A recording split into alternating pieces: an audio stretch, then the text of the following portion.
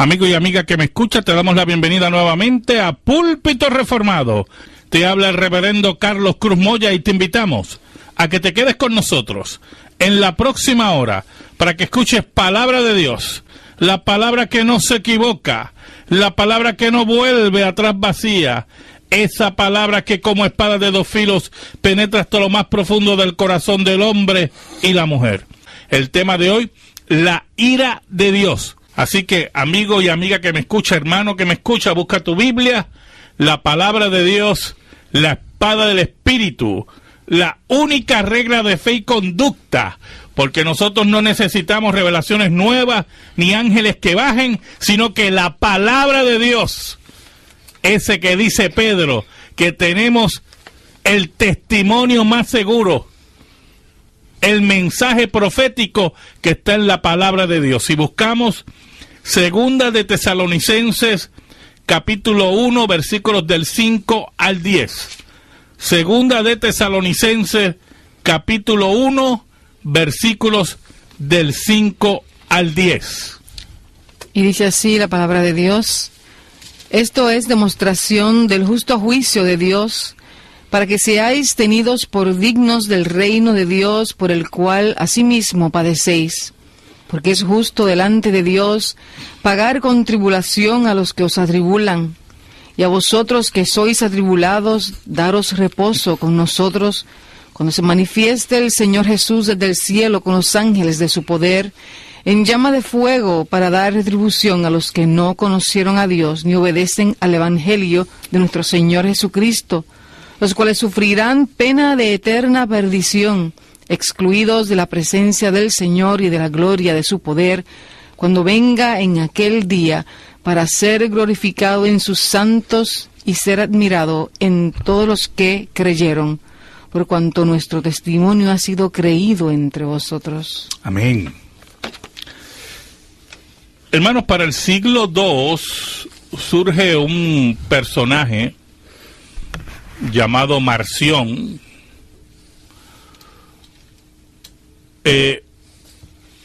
que en cierta medida fue expulsado de la comunión de la iglesia primitiva en Roma.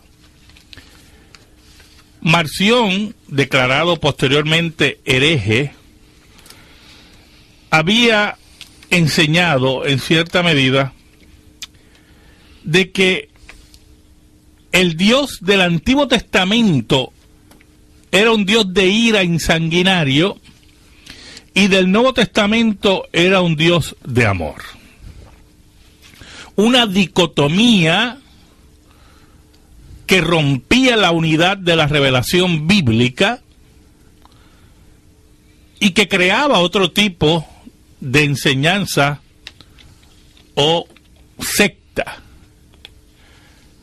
Es interesante que muchos cristianos, llamados cristianos, en forma consciente o inconsciente, también algunas veces presentan así a Dios, como un Dios sanguinario y de ira en el Antiguo Testamento, y un Dios de amor y de compasión en el Nuevo. En esta noche nosotros queremos discutir ese tema de la ira de Dios, porque es un tema que en cierta medida se ha perdido en los púlpitos de las iglesias, en las escuelas dominicales y en algunos pseudoseminarios, ¿verdad?, que nos rodean, que son más bien sinagogas de Satanás.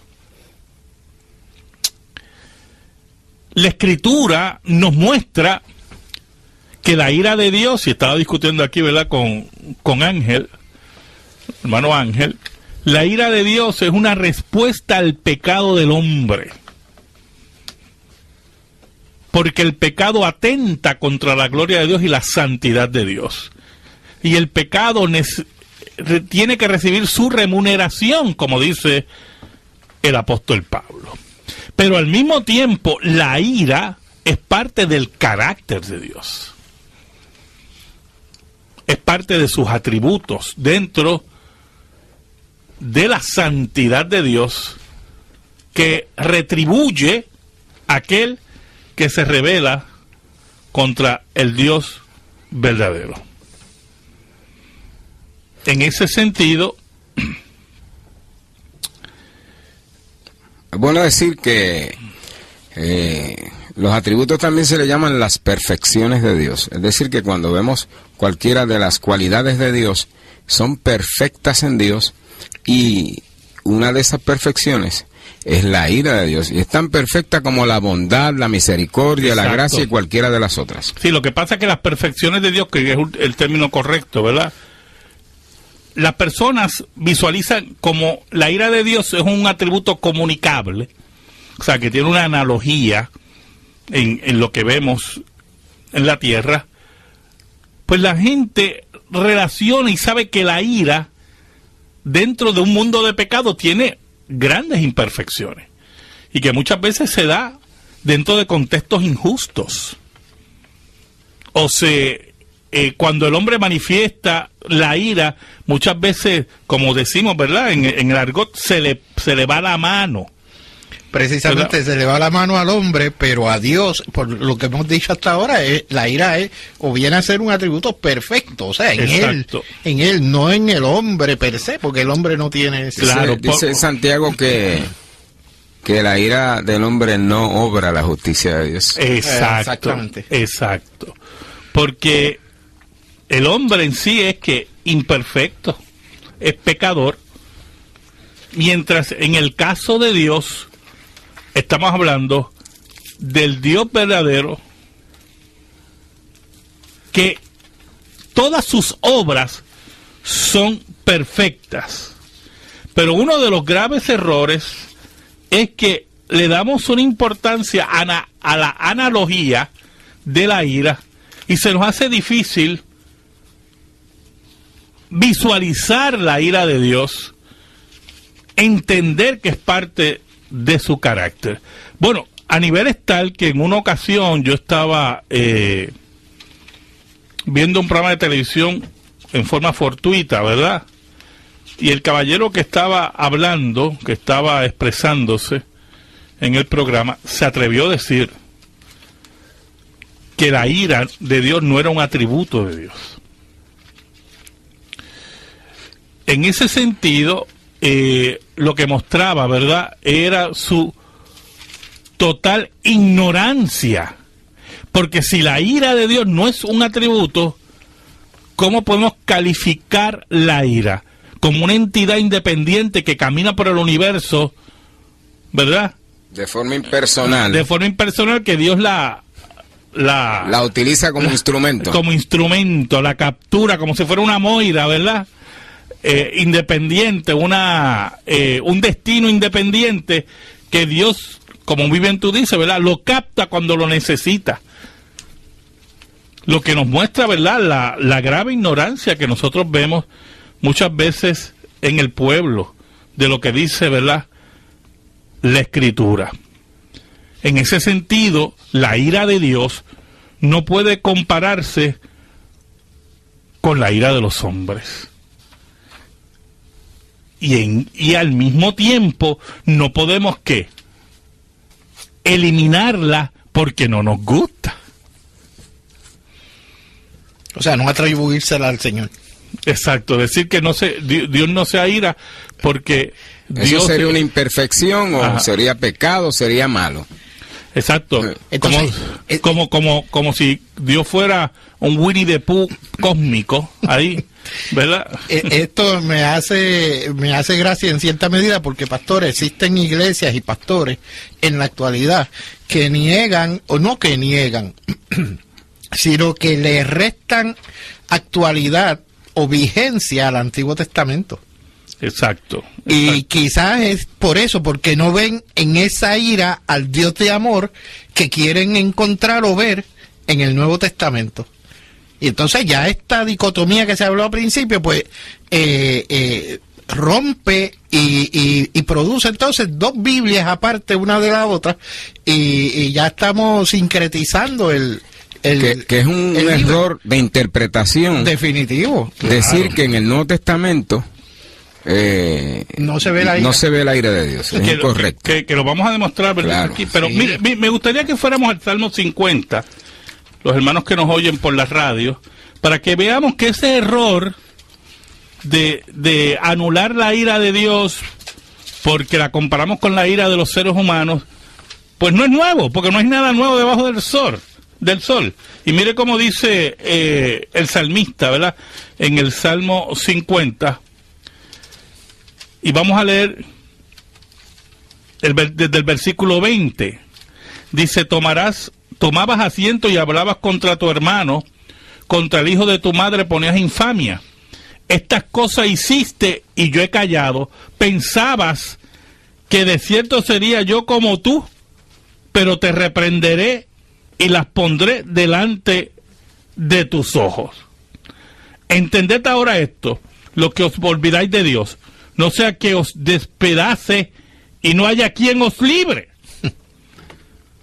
O sea, muchos piensan que Dios es como ellos, y dicen: tú piensas que yo soy como tú. Y eso no es así, hermano. La ira de Dios parte de su santidad, y es lo que llamamos regularmente la ira santa de Dios, porque responde contra el pecado, responde contra la maldad de los seres humanos. Ahora, desde el Antiguo Testamento nosotros vemos las manifestaciones de la ira de Dios. Con la expulsión de Adán y Eva del paraíso, tenemos ahí una de las primeras manifestaciones de la ira de Dios. El castigo sobre Adán, el castigo sobre Eva, el castigo sobre la serpiente, son manifestaciones de la ira de Dios. Porque su ley ha sido quebrantada y el pecado se ha revelado. Recuerde que el pecado en sí es rebelión contra Dios. Rebelión contra Dios. Y por eso la Biblia dice de los impíos que Él se ríe de ellos porque ve que viene su día. Ve que viene su día. Ahora, si seguimos leyendo Génesis, nosotros vamos a observar varias instancias donde la ira de Dios es manifestada. La mayor de ellas, que es un modelo de la ira final en el fin del mundo, es el diluvio. El diluvio. El diluvio. Donde Dios se cansó de los pecados de la humanidad. Y en el diluvio tenemos la manifestación y modelo y tipo de cómo será la ira de Dios al final de los tiempos. Que se piensa que por esa muy buena ilustración acerca de un hecho real, pues que estamos presentando, se presenta un Dios sanguinario, que no tiene amor. Que no tiene amor. Y entonces empiezan a crear un Dios bonachón, ¿no? Sí, el Winnie the Pooh el cósmico. Winnie the Pooh, que no hace mal, que Dios no castiga a nadie. Exacto. Que Dios no reprende a nadie. Pero no de dónde, sobre qué bases pueden extraer un carácter como ese. ¿Cómo llamamos eso en teología? Idolatría. Ajá. Un ídolo, ¿verdad, Ángel? Yo estaba leyendo aquí, ya que se hizo referencia a Génesis, me voy a permitir, si me permite, pastor, Sí, y se arrepintió Jehová de haber hecho, estoy leyendo Génesis 6, Jehová de haber hecho hombre en la tierra, y le dolió en su corazón, y dijo Jehová, fíjate, pero hay una cosa que me llama la atención, y le dolió en su corazón. Que sí, que es un antropomorfismo, ¿verdad? Y dijo Jehová, raeré sobre la faz de la tierra a los hombres que he creado, desde el hombre hasta la bestia y hasta el reptil. Y me voy a adelantar, pero Noé halló gracia ante los ojos. Él pudo haber eliminado toda... Oh, sí, o sea, claro que sí, claro que sí. Pero su misericordia aún así, y yo lo veo como, qué sé yo, esa esperanza de que hay esperanza. Claro, lo que pasa es que Dios había El hecho un pueblo, pacto, el pacto de gracia. de gracia. Y el pacto de gracia estaba presente, ¿verdad? Y él honrando. Y por eso que es muy importante que entendamos que Dios mandó a crear el arca, pero los que iban ahí eran 8, ¿yo? Desde siempre. Sí, No se pudo haber estado predicando 120 años, pero ya estamos claros que eran 8 los que iban en el arca. ¿Oyó? Mire, después del diluvio, que el arca se posa en el monte Ararat, nuevamente la tierra empieza a poblarse y nuevamente se revela el corazón del hombre en su pecado. Y tenemos en la manifestación de Babel, la torre de Babel. Porque Dios mandó a que se llenara la tierra y que hubiera, ¿verdad?, una extensión de los seres humanos. Pero el hombre quiere hacer siempre lo contrario, contra lo que dice Dios. Y Dios nuevamente manifiesta su ira, confundiendo sus lenguas. Lo cual lo que demuestra es que Dios, escuche bien, hermano, que aunque Dios manifiesta su ira, tiene también paciencia. Porque había una promesa de un Salvador. Por eso cuando lleguemos al Nuevo Testamento, usted va a ver cómo se manifiesta esa promesa y cómo Pablo desarrolla una doctrina del concepto de la paciencia que había llegado ya a su fin con la llegada de Cristo. Pero estaba presente todo el tiempo la ira de Dios contra el pecado del hombre. Y que no va a haber ningún ser humano que no se quede con la retribución de parte de Dios. En todos los casos que hasta ahora hemos presentado y presentaremos, se muestra que la ira de Dios es justa. Exacto. Es buena y es santa. Y es, como al principio dijimos, el efecto contra el pecado. Además establece la soberanía de Dios, que Dios es el que gobierna y es el legislador, el que dice lo que es bueno y lo que es malo, y lo que es bueno compensará por su gracia, y lo que es malo lo juzgará condenándolo. Así mismo es. Así mismo es. Por lo tanto, si hacemos una definición bíblica y teológica del concepto de la ira de Dios, estamos hablando de un atributo perfecto, como muy bien dijo Ángel, y al mismo tiempo un efecto contra el pecado. Porque el pecado está presente y el pecado tiene que ser retribuido. Tiene que pagar. Yo, hermano, tiene que pagar.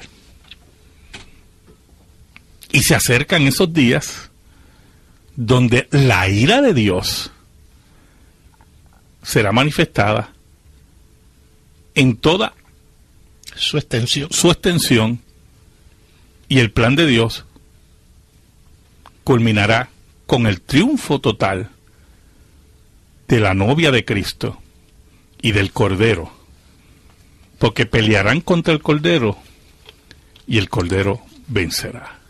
Posteriormente a la Torre de Babel, sabemos que Dios llama, ¿verdad?, a Abraham para crear un pueblo y bendecir a las naciones. Y después que tiene a Isaac y posteriormente surge Jacob, surge el pueblo de Israel. El pueblo de Israel cae como esclavo en Egipto y posteriormente Dios levanta a Moisés. Cuando Moisés va contra Faraón, y aquí entramos en un fenómeno muy importante, hermano, dentro del texto bíblico,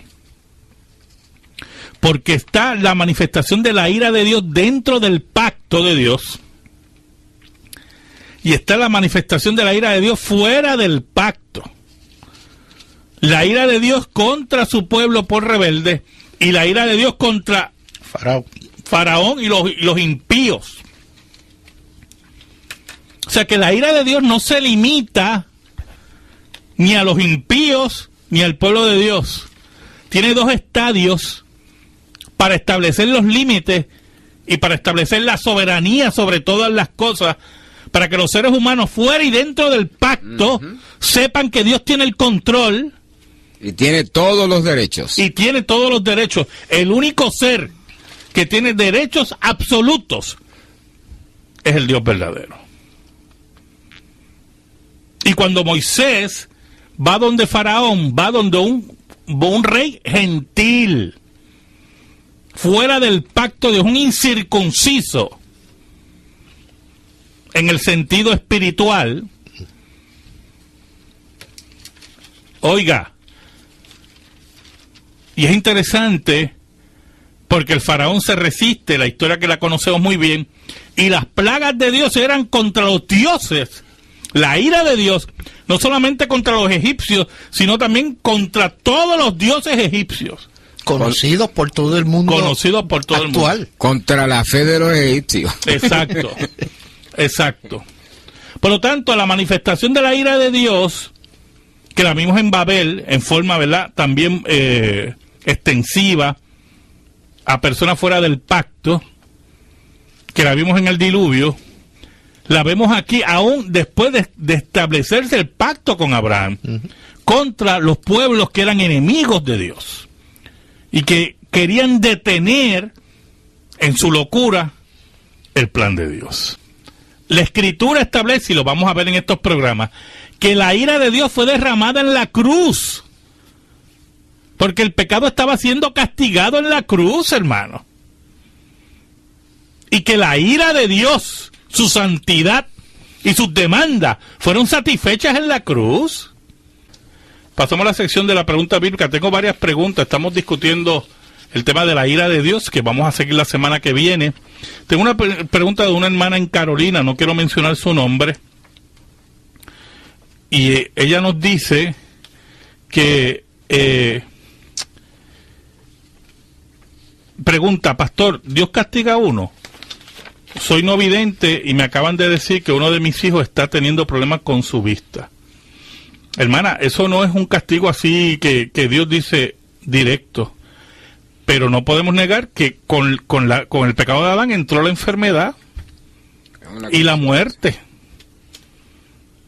Y no sé por qué usted es no vidente, no sé si es que nació no vidente o tuvo un accidente, ¿verdad? Pero puede ser una cuestión de herencia. Genética, ¿verdad? No es que Dios tenga un castigo contra usted directamente, contra la hermana aquí, sino que todos sufrimos las consecuencias del pecado, hermana. Algún día yo moriré de alguna enfermedad, y no es que la ira de Dios esté sobre mí, en ese sentido, sino que la consecuencia del pecado. Y otros sufren otro tipo, ¿verdad?, de condiciones. Así que no es eso, hermana, y oramos por usted, oramos por usted. Tengo otras preguntitas por aquí, muy interesantes. Tengo un hermano en Atorrey, no voy a mencionar su nombre, dice que se convirtió y fui adicto y no lo puede dejar. Dios discrimina contra mí, ¿dónde está la nueva criatura? ¿Qué tú contestarías a eso, Andrés? Bueno, nosotros... habría que ver el caso particular. Claro que sí. Claro que sí, hay que ver el caso particular. Ahora, si hemos nacido de nuevo, podemos tener situaciones en las que vamos desarrollando. Esto es una lucha. Esto es una lucha, ¿entiendes? Y eso puede pasar. Y hay que ver el caso. Posiblemente el hermano necesita entrar en un programa. Ciertamente. Posiblemente puede pensar, no, ya acabo de salir del programa, pues posiblemente tenga que volver. Posiblemente necesita otro tipo de ayuda. Pero usted va a estar luchando con su pecado toda la vida.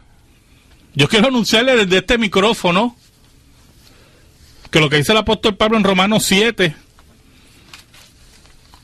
si usted lee en su casa Romanos 7, lo que usted está luchando es lo que luchaba el apóstol Pablo.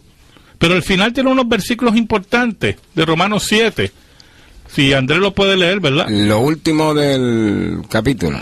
2 o 3 versículos, sí, y el último. Porque no hago el bien que quiero, sino el mal que no quiero, eso hago. Y si no hago lo que no quiero, ya no lo hago yo, sino el pecado que mora en mí.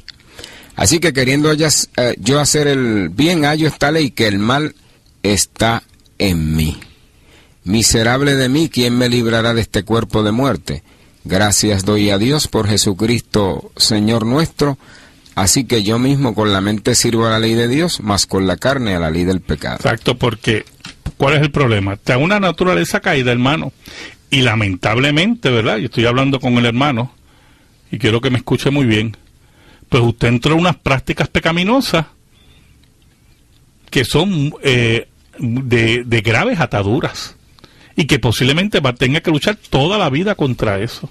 Yo quería añadir también que no necesariamente drogas, cualquier tipo de vida que hayamos tenido antes de reconocer en Cristo nuestro Salvador, vamos a estar luchando con eso, y eso se llama un proceso de santidad. Exacto. Vamos a caer en ese proceso y vamos a tener que ser fuertes ante esa situación y buscar cualquier ayuda que podamos. Sí, hay que tomar decisiones también. Exacto. No se puede uno dejar, uno tiene que tomar decisiones y decir, bueno, esto es lo que yo quiero hacer, y buscar ayuda donde sea necesario, pero no se puede ir a justificar.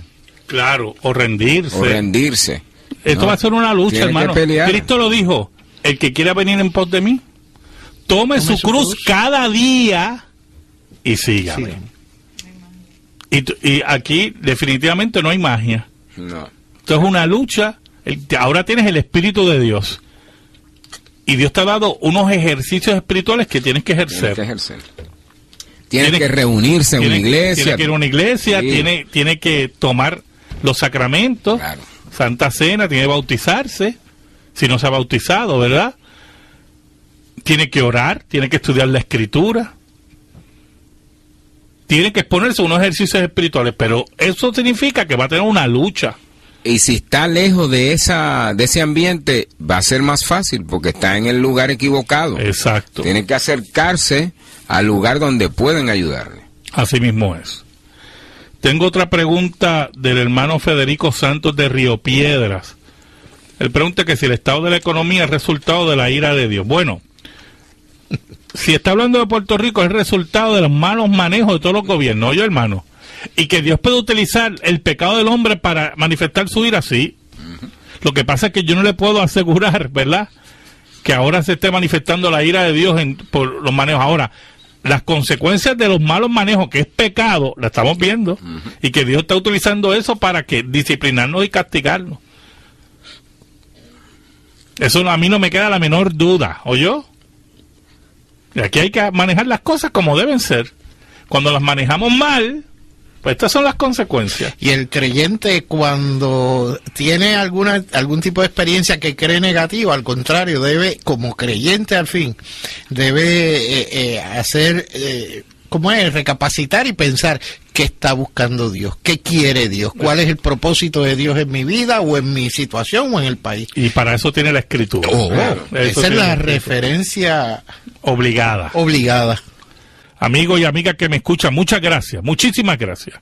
Se despide de ti el reverendo Carlos Cruz Moya y le pido al Señor en esta hora que Dios bendiga tu hogar, que Dios bendiga tu familia y que la paz de Cristo siempre esté sobre ella. Dios te bendiga.